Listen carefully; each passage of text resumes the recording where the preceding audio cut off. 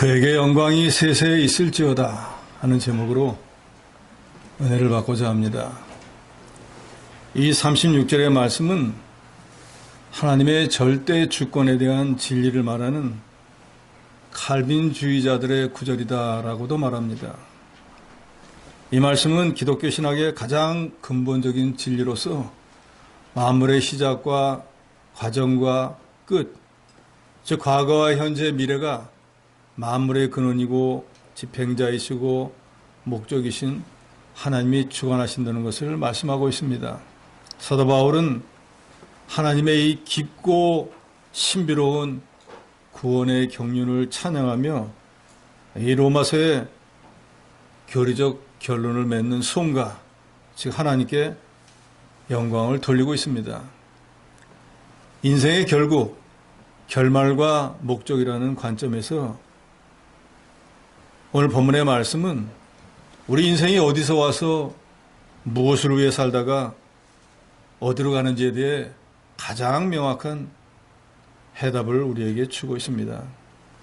세상에 존재하는 모든 것들은 결코 우연하게 만들어지거나 자기들 자신들의 정해진 삶을 살다가 소멸하는 것이 아니고, 세상에 있는 모든 피조물들은 시작과 나중이고 알파와 오메가가 되시는 하나님에 의해서 세상에 존재하고 그 하나님의 다스림을 받다가 마침내 다시 하나님께로 돌아간다는 것입니다. 이것은 세상 모든 피조물에게 공통적으로 적용되는 원리이고, 특별히 이 구원 역사에 있어서는 더욱 그러합니다.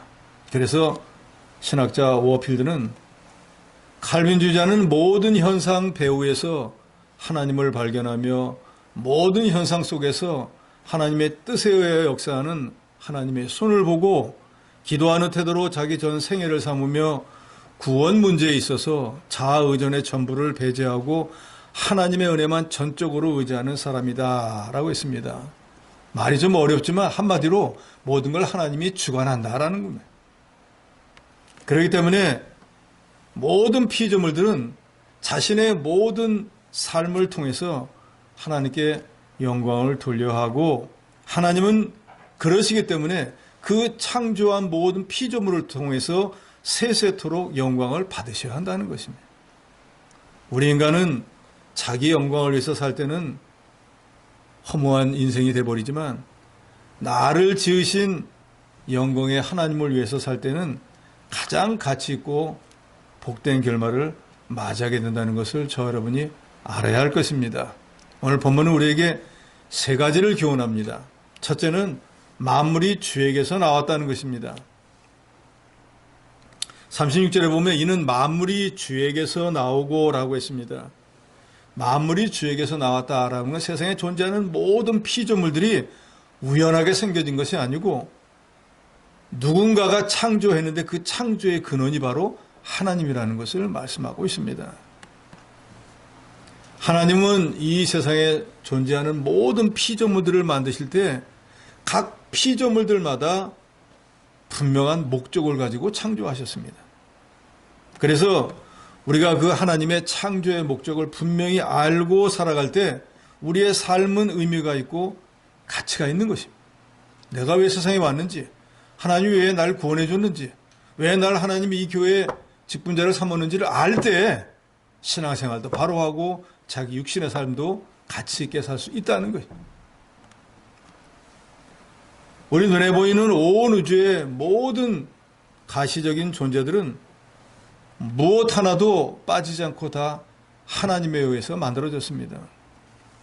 창세기 1장 1절에 태초에 하나님이 천지를 창조하시니라 한 이 말씀에 이 천지에 존재하는 모든 것들은 결코 우연하게 아니면 자기 스스로 만들어진 것이 없고 다 하나님의 손에 의해서 만들어졌다는 것입니다. 하나님은 말씀으로 무에서 유를 창조하셨습니다. 시편 19편 1절에 보면 하늘이 하나님의 영광을 선포하고 궁창이 그의 손으로 하신 일을 나타내는도다 라고 했는데, 하나님은 당신이 창조한 모든 피조물들을 통해서 하나님의 위대하심, 하나님의 지혜, 하나님의 권능, 하나님의 영원하심을 보여주십니다. 그래서 여기 33절, 35절 보면 깊도다 하나님의 지혜와 지식의 풍성하며 그의 판단은 헤아리지 못할 것이며 그의 길을 찾지 못할 것이로다. 이 하나님이 창조한 모든 것들을 인간의 지혜로 아무리 알아보려고 해도 알 수 없다는 거예요. 내가 내 자신을 생각해도 왜 나 같은 걸 하나님이 창조했을까? 왜 나를 구원해주셨을까? 왜 나를 이 교회의 직분자로 삼았을까? 내가 생각해도 몰라요. 그런데 하나님은 분명한 목적이 있기 때문에 나를 창조하시고 구원하시고 이와 같은 은사를 주어서 하나님의 일을 하게 하시는 거예요. 우리가 세상을 떠나 하나님 앞에 가면 그때쯤 알겠죠. 아, 그래서 하나님이 그때쯤 나를 보내시고 그렇게 살다가 이렇게 오라고 했구나. 우리가 지금은 모릅니다. 누가 주의 마음을 알았느냐? 누가 그의 모사가 되었느냐? 하나님만이 주권적으로 당신이 모든 것들을 창조하시고 주관하시고 섭리하십니다.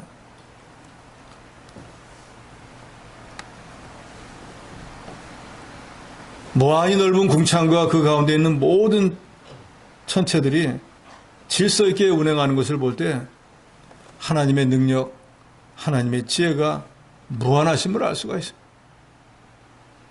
우리 앞서 수천 년 전부터 하늘에 별들이 있었는데 아직도 그 자리에 그대로 있지 않습니다. 우리 인간은 살다가 보면 늙어가지고 힘도 떨어져서 젊을 때 하던 일을 늙어서는 못하는데 수천 년이 흘렀는데도 그 별들은 늙어가지고 우리처럼 뭐 힘이 없어 떨어진다든지 뭐 어떻게 변화가 일어나는 게 아니라 그대로 있지 않습니까? 하나님이 정해놓은 규칙을 예외 없이 그대로 지키고 있습니다. 그렇기 때문에 하나님의 이 계획과 판단은 우리 인간의 이 짧은 생각으로는 도저히 이해할 수 없고 그러기에 우리 인간의 지혜가 얼마나 빈약한 것인가를 우리가 스스로 고백해야 돼요. 칼빈은 기독교 강요에서 모든 창조된 질서는 하나님의 영광을 보는 극장과 같다 그랬어요. 감독이 영화를 제작해서 화면에다 띄워놓고 관객이 그것을 보는 것처럼 하나님은 이 영광스러운 극장의 위대한 감독으로 모든 걸 다 계획하고 당신이 창조하신 모든 만물들을 보여주어서 그걸 통해서 하나님의 영광을 드러내고 그 만물들이 하나님께 영광을 돌리도록 합니다. 우리가 이 세상에 존재하는 것, 매일 아침마다 숨을 쉬고 눈을 뜨는 모든 순간이 하나님의 창조적인 주권에서 시작된 것입니다. 만물이 주로부터 나왔기 때문에 나의 생명, 내 삶의 배경 모두가 다 하나님의 크신 은혜로 되어진 것입니다. 인간은 세상 피조물들 가운데 유일하게 하나님의 형상대로 지음받은 존재입니다. 하나님은 온 세상의 모든 것들을 다 말씀으로 지으셨지만 우리 인간만은 당신의 형상을 따라서 지으시고 우리 코에 생기를 불어넣어서 인간으로 만드셨습니다. 우리는 단순히 이 자연의 일부분이 아니고 하나님과 인격적인 관계를 맺고 또 하나님의 사랑을 받는 특별한 존재로 태어났습니다. 그렇기 때문에 우리 인간이라고 하는 이 존재 자체가 다른 피조물들과 비교해서 엄청난 특권이자 은혜를 받은 것입니다. 더더욱이 그 많은 인간들 가운데 특별히 하나님이 너는 내 것이라 지정해서 하나님의 것으로 삼아주신 저와 여러분 성도들은 이 세상 존재하는 모든 만물 피조물들 가운데 가장 복받은 자들입니다. 이 구원받는 일, 즉 구원 역사도 하나님이 주관하십니다. 사람이 내가 예수 믿고 구원 얻어야지라고 해서 예수 믿게 되고 구원 얻는 것이 아닙니다. 창세로부터 하나님이 예수 믿기로 예정되어 있는 사람만 믿게 되어지는 거예요. 근데 저와 여러분이 과연 예수를 믿도록 하나님의 자녀가 되도록 할 만한 자격과 어떤 실력이 있느냐 그 말이에요. 그럼에도 불구하고 하나님이 이 세상을 만들게 돼도 얘는 언제쯤 구원해 주겠다라고 구원해서 예정되어 있다가 우리가 때가 되면 구원을 받은 거예요. 그러니까 우리가 얼마나 이 하나님의 은혜에 감사합니까? 예를 들어 저와 여러분이 이 세상 모든 만물에 존재하는 피조물들 가운데 인간이 아니라 요새 이 사람들이 기워하는 강아지로 태어났다. 그러면 그 주인의 손에 목숨이 달려있을 거 아니에요. 주인이 좋아할 때는 이뻐해서 뭐 학교도 보내주고 뭐 별거 다 해주다가 자기 마음에 안 들으면 어디 가서 핵딱 내버리고 올 거 아니에요. 그런 존재가 된다고 하면 얼마나 불쌍하겠어요.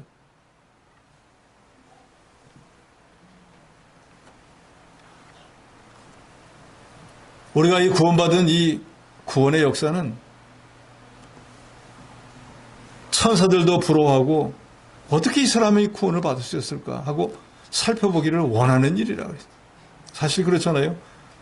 다른 분은 말할 것도 없고 제 자신을 생각해 봐도 어떻게 내가 구원을 받을 수 있을까?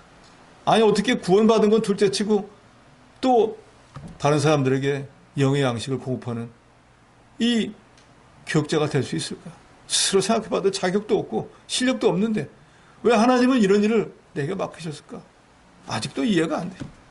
하나님의 뜻이 있겠죠. 시편 8편 4절에 보면 사람이 무엇이기에 주께서 그를 생각하시며 인자가 무엇이기에 주께서 그를 돌보시나이까 그랬습니다.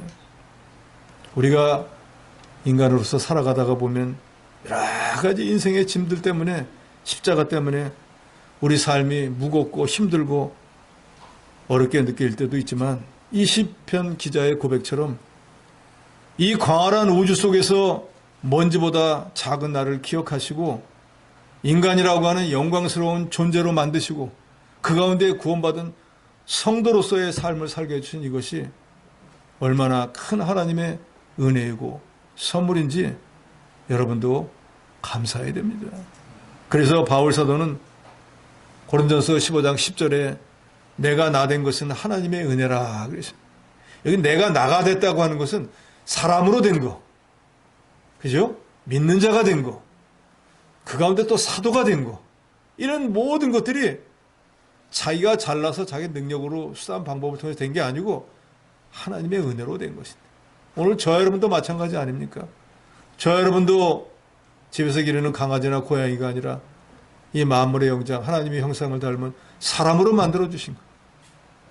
이 사람들 가운데 하나님을 알지 못해 지옥으로 가는 사람이 대부분인데 하나님을 알고 예수를 영접해서 천국의 백성이 되게 해주시고 그 가운데 또 주님이 이 말세에 금방 오실 것을 알고 이 땅에 있는 동안에 믿음 비주를 잘해서 하나님 앞에 갔을 때 상 받는 믿음의 사람이 되라고 깨닫고 그 일을 위해서 살고 있는 저와 여러분은 또 얼마나 큰 하나님의 은혜를 받은 사람들이 우리가 없다 해도 이 구속의 은혜를 받은 것은 저와 여러분에게 분명히 있습니다. 그런데 이 구속의 은혜라고 하는 것이 이 세상에 존재하는 어떤 것보다도 값진 것이라는 거예요. 바울이 내가 나 된 것은 하나님의 은혜라고 했는데 이 말은 하나님의 은혜로 지금의 내가 되었다는 말입니다.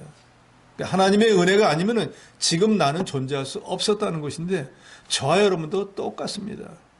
하나님의 은혜가 아니라고 하면 지금까지 저와 여러분 이 세상에 남아있을 가능성이 얼마나 될까요?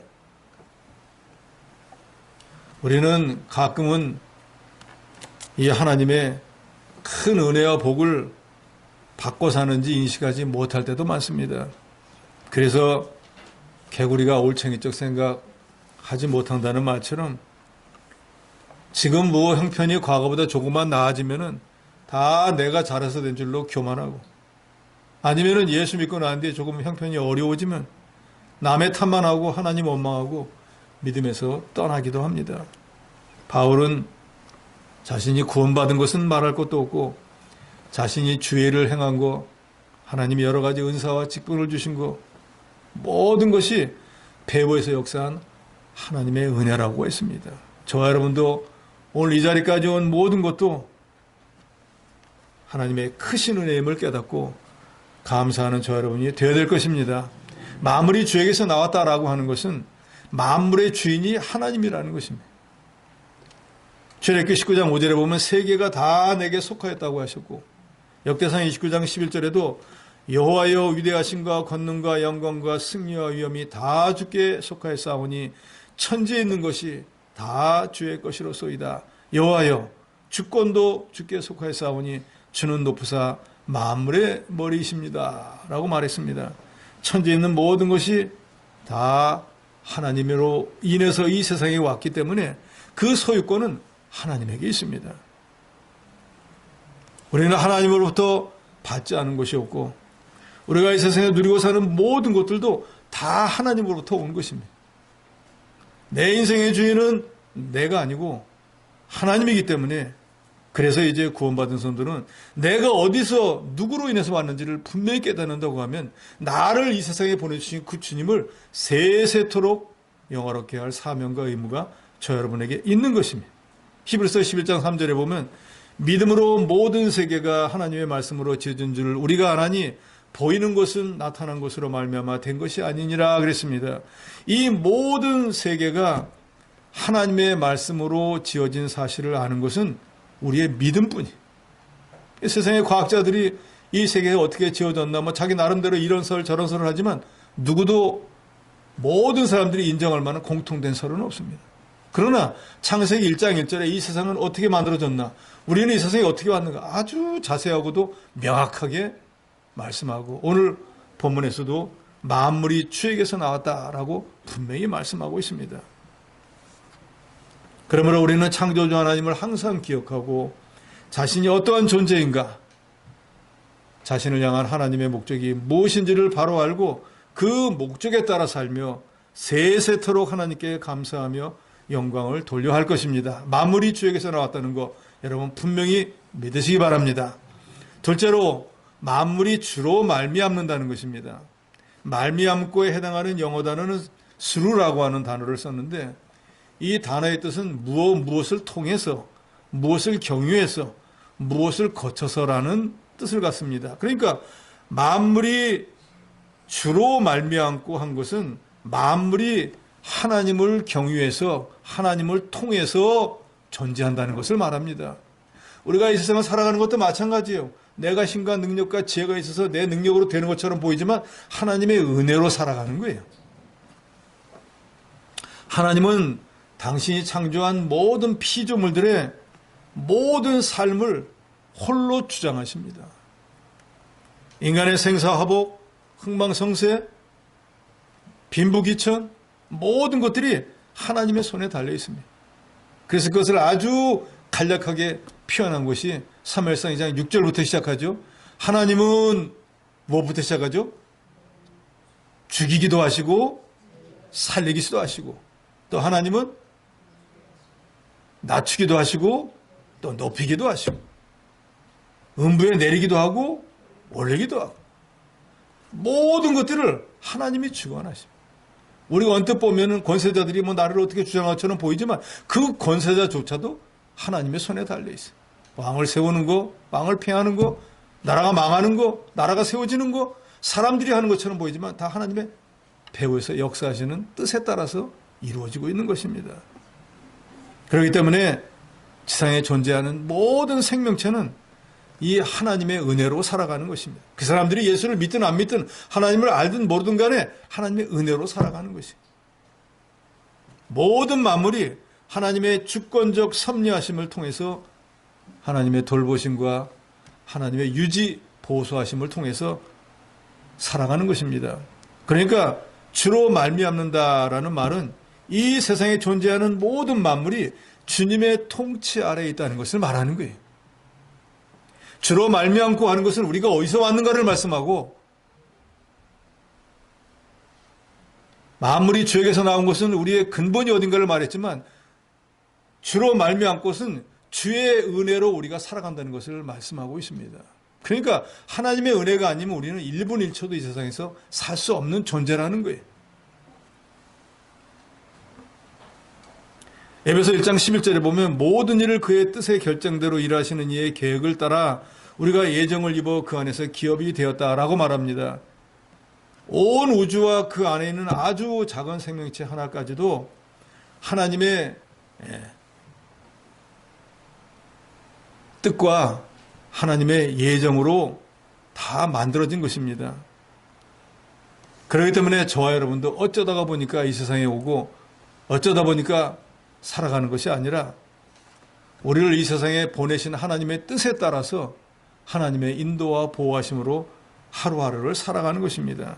하나님은 우리 인간을 만드시고 그 사람들의 모든 삶을 주장하십니다. 그래서 우리가 하나님의 뜻을 따라서 그 뜻을 알고 살아가는 것을 순리를 따라 산다고 합니다. 그러니까 우리가 하나님의 뜻이 뭔지를 알아야 돼요. 그래야지 그 뜻대로 살아갈 때 순리대로 형통한 삶을 살 수 있는 것입니다. 시편 95편 7절에 보면 대저전은 우리 하나님이시오 우리는 그의 기르시는 백성이며 그 손의 양이라 그랬습니다. 우리 구원받은 성도들은 하나님의 소유된 백성인데 마치 주인에게 속해 있는 양과 같아요. 그래서 양은 아침에 일어나가지고 자기가 일어나서 세수하고 들에 나가서 자기가 먹을 거 먹고 자기가 자율적으로 뭘 하지 않습니다. 먹는 것도 주인이 주고 털도 주인이 깎아주고 우리에 들어가는 것도 주인이 모든 것이 주인이 이끄는 대로 가게 돼 있어요. 그러니까 주인의 뜻을 따르지 않으면 들판에 나가 자연 들이다가 일이나 늑대 먹이가 돼버리는 거예요. 그런데 주인을 목자를 잘 따라가는 양들은 주인이 쉴만한 물가 푸른 초장으로 인도해서 먹고 사는데 지장이 없도록 해줄 뿐더러 그 주인이 막대기와 지팡이를 가지고 있다가 그 양을 해하려고 하는 악한 짐승이 오면 대신 싸워줍니다. 그러니까 양은 목자에게 딱 붙어 있는 게 사는 길인 거예요. 자유를 누리겠다고 목자에서 떨어지면은 육신은 조금 자유를 누릴지 모르지만 얼마 있다가 육신의 자유도 구속받게 되고 생명도 위협받게 됩니다. 우리가 이처럼 우리 영혼의 목자가 되신 예수 그리스도의 보호하심을 받는 특별한 존재가 되었다는 것, 이거 얼마나 감사한 일입니까? 하나님의 예정으로 우리가 하나님의 백성이 되었고 뿐만 아니라 우리의 영원한 본향인 천국에 갈 때까지 하나님이 우리와 늘 함께 하시고 그래서 우리는 그 하나님을 임마누엘이라고 부릅니다. 임마누엘, 하나님이 우리와 함께 하신다. 예수를 구주로 믿고 난 날로부터는 하나님 우리 보호자가 돼서 우리를 버리지도 않고 떠나지도 아니하시는 거예요. 내가 어디를 가든 내가 무엇을 하든 내가 너를 버리지도 않고 떠나지도 아니하리라. 이런 하나님이 우리 보호자가 되었다는 게 얼마나 감사한 일입니까? 육신의 부모는 나이 젊을 때는 어떻게 보호해주지만 나이가 들고 나면은 기껏 해봐야 차 조심해라, 잘 다녀와라 말밖에 못 해줘요. 또 아예 세상을 떠나버리면 더 이상 아무 보호도 못 해줍니다. 그런데 우리 영의 아버지신 우리 주 예수 그리스도 하나님은 우리가 예수를 구주로 믿고 난 그날로부터 우리 눈에는 보이지 않지만 우리와 영원토록 함께 계신, 그러니까 우리가 그 하나님에게 영광을 세세토록 돌려 할 이유가 바로 여기에 있는 거예요. 왜요? 우리의 삶을 지켜 보호해주시니까요. 우리가 잘 알듯이 하나님 우리를 어떻게 지킵니까? 머리털 하나도 새 신바처럼 된다 그러잖아요. 눈동자와 같이 지켜 보호해준다 그러잖아요. 졸지도 주무시지도 않고 우리를 지켜 보호해주신다 그러잖아요. 우리 육신의 부모는 어떻게 안 자고 우리를 지켜줄 수 있겠어요? 우리 머리털을 어떻게 다 셀 수 있겠어요? 그런데 하나님은 능치 못할 일이 없으신 분이기 때문에 우리 부모가 할 수 없는, 친구가 할 수 없는, 자녀가 할 수 없는 그 일을 하나님이 대신해 주시요. 그러니 저와 여러분은 우리가 이 세상에 온 것도 얼마나 큰 복이며 우리가 이 세상을 살아가는 것 또한 하나님의 은혜로 살아가는 이것이 얼마나 큰 복이고 은혜인 줄을 여러분 정말로 깨달으시고 감사하시기 바랍니다. 뭐가 없다 할지라도 하나님이 우리와 함께 계시고 뭐가 없다 해도 우리가 구원받은 은혜가 우리에게 그대로 있습니다. 하나님은 우주와 이 세상 모든 공간에 존재하시면서 인간의 모든 것들을 주장하시고 특별히 믿는 성도들을 보호해 주십니다. 만물이 주로 말미암는다라고 하는 말은 모든 피조물이 하나님의 은혜로 살아간다는 말과 같습니다. 마태복음 5장 45절에 보면 이같이 한즉 하늘에 계신 너희 아버지의 아들이 되리니 이는 하나님이 그 해를 악인과 선인에게 비추시며 비를 의로운 자와 불의한 자에게 내려주심이라 그랬습니다. 하나님은 이 세상 모든 것을 만들어 놓으시고 난 뒤에 이 햇볕과 비를 주실 때 악인이라고 해서 안 주고 의인이라고 해서 주는 게 아니라 온 천지에 골고루 주십니다. 차별이 없이 주십니다. 우리가 숨쉬는 공기, 매일 떠오르는 태양, 또 모든 것을 소생시키는 비, 우리가 스스로 만들지 못합니다. 하나님 앞에 돈을 내지도 않습니다. 그런데 하나님이 거둬주시는 거예요. 요새는 공기가 오염돼가지고 이제는 북극에 남극에 좋은 공기를 사다 먹어야 된다는데 아마 세월 지나면 그런 일도 생길 거예요. 왜냐? 10수년 전에 누가 물을 사서 먹는다 그러면 봉이 김선달이라고 그랬거든요. 근데 지금 물을 안 사서 먹는 사람보다 사 먹는 사람이 훨씬 더 많아요. 그러니까 실제로 수년간 지나고 나니까 대한민국에는 봉이 김선달이 엄청나게 많이 나왔어요. 근데 십수년 전에는 그 너무 우스운 얘기했어요. 무슨 물을 사 먹어. 근데 여러분 생각해 보세요. 십수년 지나고 나는데 당연히 공기를 사 먹어야지 라고 할 일이 올지도 몰라요. 그러니 지금 우리가 살아가는데 아무런 제약 없이 어떤 대가를 치르지 않고 하나님이 우리에게 주시는 여러 가지들이 얼마나 큰 혜택입니까? 만약에 하나님이 천지를 다 지으셨으니까 인간들에게 숨을 쉴 때에는 1년에 공기값을 얼마 내라, 물값 얼마 내라, 내가 하루 종일 다니는데 보호하는 보호비 얼마 내라. 그런다고 하면 저 여러분이 감당되겠습니까? 그런데 그런 거 하나도 안 받으시고 그저 주일이나 성수하고 하나님 앞에 나오기만 해도 하나님이 기뻐하시지 않습니까? 우리가 아침에 눈을 뜨고 우리 심장이 아직까지도 뛰고 우리가 똑같은 일을 반복하고 이 모든 것은 하나님이 저 여러분을 아직도 붙들고 계시기 때문에 그러니까 이것만 생각해도 감사해야 돼요. 아이고 내 심장이 아직도 뛰고 있구나. 감사합니다. 그런데 갑자기 점심 먹고 난데 이게 딱 멈추면 어떡하죠? 밥을 너무 많이 먹어서 힘들어서 좀 멈추겠습니다 하고 딱 멈추면요. 더 이상 아무 소망이 없는 존재가 되는 별거 아니에요. 인간이. 코로 숨을 쉬니까 살아있는 거지. 이게 딱 멈추면 나무 떼기만도 못해요. 그러니까 우리가 숨을 쉬고 눈을 뜨고 귀를 통해 하나님 말씀을 듣고 입으로 아멘할 수 있다는 이 현재 이 사실 자체 존재 자체가 얼마나 감사한 것인지 여러분 하나님께 감사하시기 바랍니다. 별 감사할 마음이 없으시구만요. 다 지극히 당연한 일이라고 생각하는 그것조차도 하나님이 주관하신다는 거예요. 시편 107편 4절로 7절에 보면 그들이 광야 사막길에서 방황하며 거주할 성읍을 찾지 못하고 줄이고 목이 말라 그들의 영혼이 그들 안에서 피곤하였도다. 이에 그들이 근심 중에 여호와께 부르짖음에 그들의 고통에서 건지시고 또 바른 길로 인도하사 거주할 성읍에 이르게 하셨도다 라고 했습니다. 이스라엘 백성이 출애굽에서 하나님이 약속하신 가나안 땅에 갈 때까지 바른 길을 찾지 못해서 여기저기 유리 방황하다가 아이고 이제는 죽을 수밖에 없나 보다 하고 번민하고 낙심해서 거의 죽을 것 같은 기절할 것 같은 상태에 있었는데 그때 오직 살 길은 하나님밖에 없는 줄 알고 부르짖었더니 하나님이 낮에는 불기둥으로 밤에는 불기둥이죠.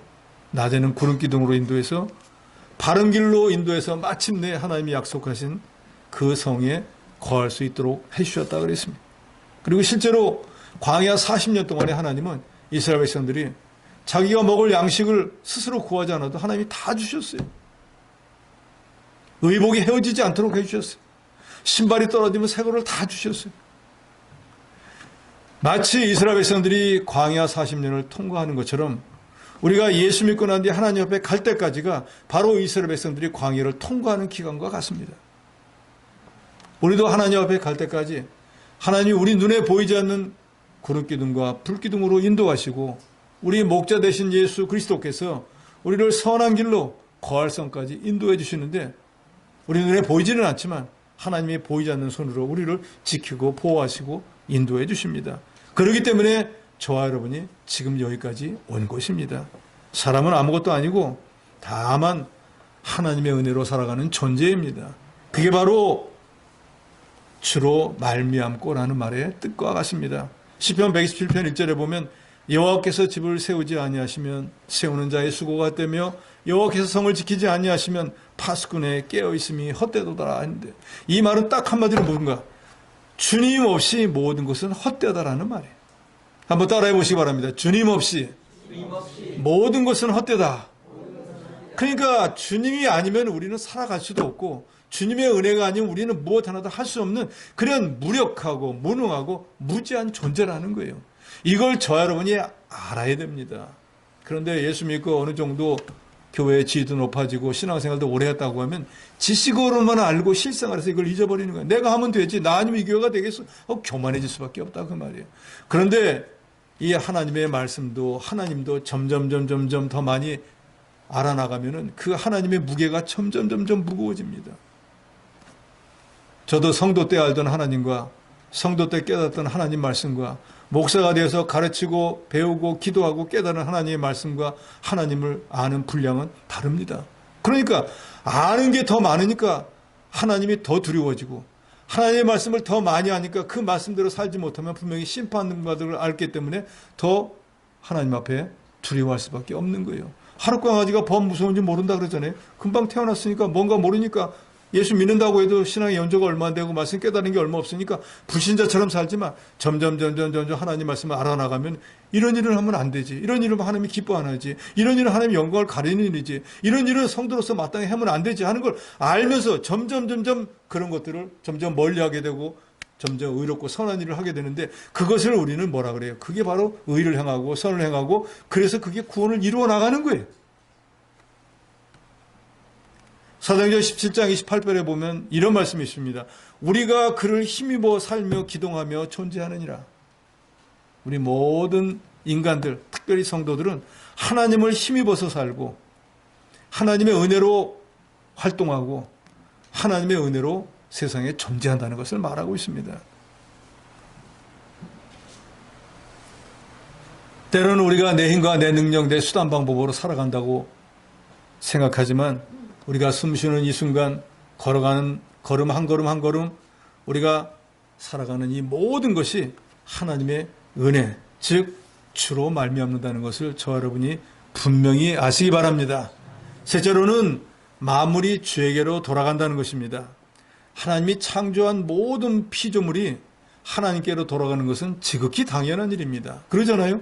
연어라고 하는 고기는 강에서 태어나가서 얼마가 되고 나면은 그 다음에 바다로 나가서 저 멀리 우리나라 같으면은 동해 남대천에서 알에서 깨어난 새끼가 자라나가지고 저기 알래스카까지가 살다가 이제 새끼를 낳고 후손을 번식할 때 되면 알래스카에서 다시 해물 쳐가지고 남대천에 와서 거기서 알을 다 낳고 장렬하게 세상을 떠납니다. 세상의 피조물도 자기가 어디서 태어났으면 누구에게로 가야 될지를 알고 있는 것처럼 하나님의 형상을 따라 지음받은 저와 여러분, 인간들, 특별히 구원받은 성도들은 당연히 이 세상을 마치면 우리 영의 아버지, 우리를 위해서 하나님 직접 지어준 그 집이 있는 하나님의 나라로 가는 건 지극히 당연한 일입니다. 세상의 모든 것은 어디론가 갑니다. 산꼭대기에서 시작된 샘물은 개천을 이루고 강을 이루고 그리고 바다로 흘러갑니다. 하늘로 무언가를 던지면은 중력에 의해서 영원토록 하늘 속으로 올라가는 것이 아니라 얼마간 올라가다가 땅으로 다시 떨어집니다. 우리 인간의 역사도 우리 각자의 인생도 예외가 아니어서 이 세상에 온 사람은 누구든지 예외 없이 하나님이 정한 때가 되면 이 세상을 떠나서 우리를 만드신 주님께로 돌아가야 합니다. 그러니까 우리 인생은 허무한 것이 아니고 우리의 인생이라고 하는 것은 우리 주님의 뜻대로 세상에 왔다가 주의 뜻을 다 이루어서 하나님께 영광을 돌리다가 이제 하나님께로 돌아가는 것이 우리 인생의 여정인 것입니다. 그래서 빌립보서 3장 20절에 보면 그러나 우리의 시민권은 하늘에 있는지라 거기로부터 구원하는 자 곧 주 예수 그리스도를 기다리노니 했습니다. 우리 시민권은 이 땅에 있는 것이 아니고 하늘나라에 있습니다. 성도에게 이 세상의 삶이라고 하는 것은 우리의 원래 본향인, 우리가 원래 있다가 온 우리의 고향인 하늘나라에서 살기 위한 실력, 자격, 모든 것을 준비하는 거예요. 그러니까 이 땅의 삶을 저와 여러분도 헛되이 보내서는 안 됩니다. 장차 우리가 천국에 가서 살아야 되는데 그 천국에서 살기에 합당한 우리 인격, 실력, 모든 자격을 갖추고 가야 돼요. 그러니까 이 세상은 우리에게는 하나님의 나라에서 살 수 있는 실력과 모든 것을 구비하기 위한 연단의 기간이라고 봐야 돼요. 그래서 성경은 이 세상을 장망성이라고 하지 않습니까? 줄임말이잖아요. 장차 망할 성이다. 왜? 주님이 오시면 이 세상을 심판하면 이 세상은 없어질 것이. 하나님이 이 세상을 만들었기 때문에 하나님이 정한 때가 되면 이 세상을 심판해서 멸망시키는 건 하나님의 뜻인 거예요. 이 세상은 아침 안개와 같이 잠깐 지나고 우리의 영원히 살 나라는 이 세상이 아니고 하늘나라입니다. 그래서 중세 위대한 신학자였던 어거스틴은 우리의 마음이 주 안에서 쉬기까지는 쉼이 없다라고 그랬습니다. 그러니까 온전한 쉼이라고 하는 건 이 세상에서 쉼이 아니고 우리의 본향에 갈 때 그때 우리의 영원한 안식과 쉼이 있다는 거예요. 그러니까 이 세상에서는 열심으로 그 나라를 위해서 준비해야 된다는 뜻이겠죠. 하늘에서 내리는 비, 눈, 땅을 적시고 강을 이루어서 바다로 흘러가지만 그런다고 해서 그게 끝이 아닙니다. 하늘에서 비가 내렸지 않습니까? 개천이 됐다가 강이 됐다가 바다로 갔잖아요. 그럼 끝이 아니에요. 바다에서 다시 증발을 해가지고 그 물이 하늘로 또 올라갑니다. 그리고 또 비가 돼서 내려와서 계속 반복을 하는 거예요. 그러니까 지구상에 있는 모든 것들은 끊임없이 돌고 돌아 결국은 그 마침은 원래 자기가 왔던 곳으로 돌아간다는 거예요. 전도서 1장 7절에도 모든 강물은 다 바다로 흐르되 바다를 채우지 못하며 강물은 어느 곳으로 든지 그리로 연하여 흐르느니라 했습니다. 하나님께로부터 나온 피조물은 결국 하나님께로 돌아가게 되어 있습니다. 만물이 그에게 돌아간다라고 하는 것은 창조의 결과, 구속의 결과가 하나님의 영광으로 나타난다는 것입니다. 즉 만물이 주를 위해서 하나님의 영광을 위해서 존재한다는 뜻이에요. 그러니까 이 세상에 존재하다가 하나님이 정한 때는 주께로 돌아가는데 왜 이 세상에서 하나님이 우리를 보호해 주시고 돌아가도록 했는가? 하나님의 영광을 돌리는 삶을 살다가 오라는 거예요. 우리 옥상에도 보면은 이 강대상에 있다가 퇴출당한 꽃들이 거기 많이 있습니다. 강대상에 올 만큼 아름다움이 없어서 자기 혼자 거기 가서 독고하고 있는 거예요. 그런데도 햇볕을 받고 비를 받고 세월이 지나면은 강대상에 올 만큼 꽃은 못 피워도 자기 나름대로 자기의 원래 주어진 것만큼은 하고 있어요. 그런 걸 볼 때마다 아름다움의 차이는 있지만 자기가 무엇을 해야 되는지, 왜 세상에 왔는지, 와서 무엇을 해야 되는지, 무엇을 통해서 하나님께 영광을 돌리는지를 알고 있는 거예요. 크고 아름다운 꽃을 피워서 강대상에 있게 되면 모든 사람들을 기쁘게 하겠지만 그런 존재가 되지 못하니까 옥상에서라도 자기 혼자 피우고 있는 거예요. 나 같으면은 아이고 나 다 쫓아내가지고 옥상에 쫓아내는데 나 안 필 거야, 나 안 할 거야 하고 버티지 않겠어요? 인간들은 대부분 그러잖아요. 그런데 그 미물은 그런 생각이 없어요. 하나님이 세상에 보내서 그 생명이 유지되는 때까지는 자기 사명을 끝까지 감당합니다. 그 사명을 감당했다는 게 뭐예요? 하나님께 영광을 돌린다는 거예요. 자기 사명을 알았다는 거예요. 우리가 만물이 그에게로부터 나오고 그로 말미암고 그에게로 돌아간다는 이것을 통해서 우리가 세상에 어쩌다 보니까 우연히 온 존재가 아니고 하나님이 우리를 참으로 존귀한 자로 여겨서 우리 육신의 모든 삶을 지켜 보호해 주시는 그 목적은 뭔가? 하나님을 영화롭게 하기 위한 것이라. 골로새서 1장 16절에 보면 만물이 그에게서 창조되되 하늘과 땅에서 보이는 것들과 보이지 않는 것들과 혹은 왕권들이나 주권자들이나 통치자들이나 권세들이나 만물이 다 그로 말미암고 그를 위하여 창조되었고, 이 말은 세상에 창조된 모든 것들이 목적이 하나님을 영화롭게 하기 위해서 만들어졌다는 것을 말합니다. 즉 오늘날 저와 여러분이 이 세상에 사람의 모습을 입고 세상에 와서 하나님이 이런저런 은혜를 줘서 오늘까지 살게 하신 그 근본적인 목적은 뭔가? 하나님께로 돌아가기 전에 하나님께 영광을 돌리게 하기 위한 것이라는 것을 본문은 말하고 있는 것입니다. 그럼 우리가 하나님께 영광을 어떻게 돌려야 될까요? 입으로 하나님께 영광을 돌립니다. 세세토록 영광을 받으시옵소서 하면 영광을 받으십니까?